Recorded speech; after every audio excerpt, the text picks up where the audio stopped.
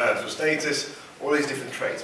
What's different about this approach is you don't have to have a common key or a master key like a ID card number or a mobile phone number. Okay? You just have to pick whatever information that you can get about this person and try and get an approximate segment and put them in that segment. So you've got this guy, you know his category affinity, his purchase process, and his gender and household income, whereas this person you've got different traits that you can pick up, but you can put them in a different segment anyway.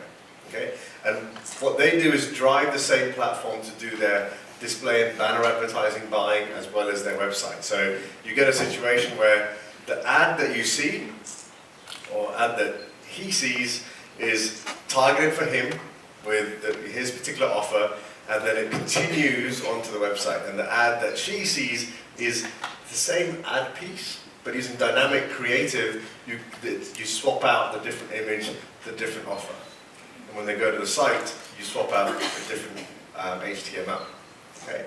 So this is targeting, and what that ends up with, and forgive my circle, it got a bit skewed when I resized the slides, but you have visitor collected data, high value segment information that's driving advertising back to the site. But as we saw earlier, if you can connect these two, the experience and the conversion rate can be much higher. So when somebody comes from this ad, they get the equivalent experience from there. And then the success of that ad drives further data to tell you how well this is doing, and you can continue to test and optimize and get better and better.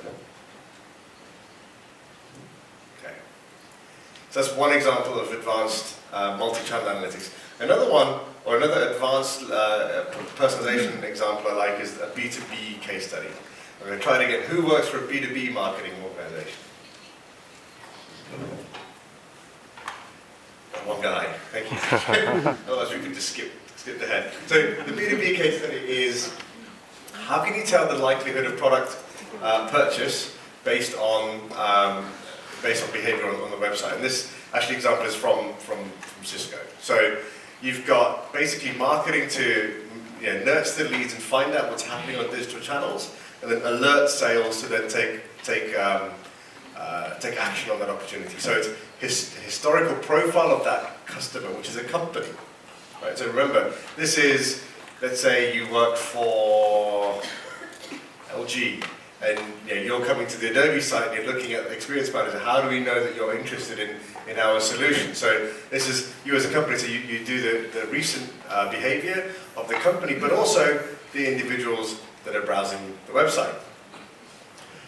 You then put together a full map in terms of what are the different things that they're doing, and this is where you get a lead scoring practice. So based on, they came to view a video, then they downloaded a white paper, then a different person in that company came to read an analyst report, then somebody else looked at a press release, and then they came to an event in Seoul, and then maybe they called the contact center.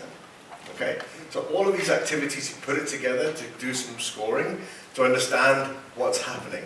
And forgive me for the detail here, but really what you're looking for is spikes in activity to say, okay, you've got all individual contacts, this is what's happening, aggregate across the entire company. So you pick out, and by the way, you can buy this data if you're a B2B marketer, say which IP addresses are for which companies. Right? So you can say, this company has seen, there's lots of people from this company looking at my network router web pages right now. Okay? So based on that data, you then say, right, I know that when this kind of activity happens over time, and I need to know how much of that activity, that's a good time to call that customer or get the salesperson to call the customer. Okay, so from a B2B point of view, this is aggregating all the individual touch points to get a pattern of interest in your solution or company, and then getting the alert out to the right channel. Now, does it really work? In their case, absolutely. So this is, there's four possible scenarios. Booking is basically sale.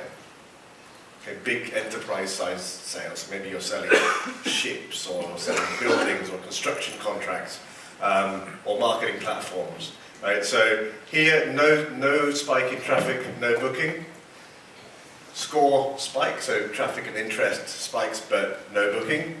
This is really what you're looking for, which is a score spike, which followed by a purchase spike. Okay. What they found is, once you've got this, they saw a 70% of the people that spiked in interest will make a deal that's 5 times more than average. 38% will make one that's 20 times more than average. So these are enterprise deals. So you do one big deal, you've got a between 30 and 40% chance that this activity is going to be successful for typically a multi-million-dollar transaction. So it's absolutely worthwhile. So the next stage is to get this understanding and slowly make the experience match the content they're looking for. Okay, so if I am let's go back to, I'm bad with examples. If I'm a Adobe Marketing Cloud and I see that Mr. O here is looking, or this particular company keeps looking at our data management platform, after a while I need to find the right time to put information about that particular solution front and center, and case studies around that solution, and then maybe case studies from their industry for that solution front and center, personalized for a business, not just for consumers.